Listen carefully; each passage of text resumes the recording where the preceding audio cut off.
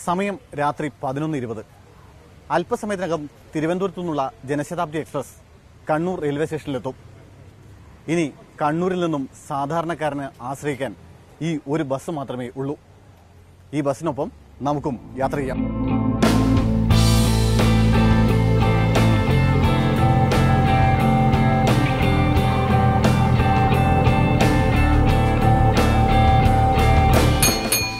രാത്രി 9 മണി കഴിഞ്ഞാൽ Kannur private bus സ്റ്റാൻഡിന്റെ അവസ്ഥ ഇതാണ്.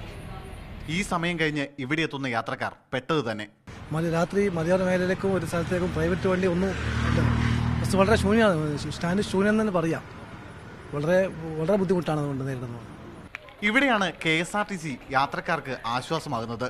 11 മണിയോടെ എത്തുന്ന എക്സിക്യൂട്ടീവ് ട്രെയിനിന് ശേഷം കാസർഗോഡേക്കും പയ്യന്നൂരേക്കുമുള്ള 2 ബസ്സുകൾക്ക് പുറമെയാണ് ജനശതാബ്ദിയുടെ സമയത്ത് ചെറുപുഴയിലേക്ക് ഓടി തുടങ്ങിയ ഈ പുതിയ ബസ്.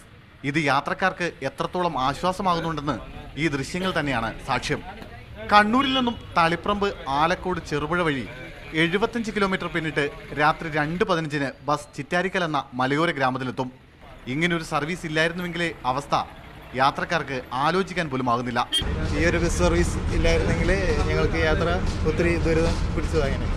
ഓടിത്തുടങ്ങിയിട്ട് ആഴ്ചകൾ മാത്രമേ ആയുള്ളൂവെങ്കിലും മികച്ച പ്രതികരണമാണ് യാത്രക്കാരിൽ നിന്നുണ്ടാകുന്നതെന്ന് ബസ് ജീവനക്കാരും സാക്ഷ്യപ്പെടുത്തുന്നു.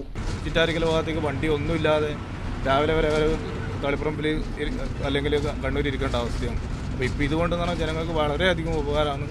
ട്രെയിൻ യാത്രക്കാർക്ക് മാത്രമല്ല, ഈ വഴികളിൽ രാത്രി വാഹനമൊന്നും ലഭിക്കാതെ ഒറ്റപ്പെട്ടു പോകുന്നവർക്കും ഈ സർവീസ് വലിയ അനുഗ്രഹമായിട്ടുണ്ട്. പുലർച്ചെ 4:15 ചിറ്റാരിക്കലിൽ നിന്നും പുറപ്പെടുന്ന ബസ് 6:30 വീണ്ടും കണ്ണൂർ റെയിൽവേ സ്റ്റേഷനിലെത്തും.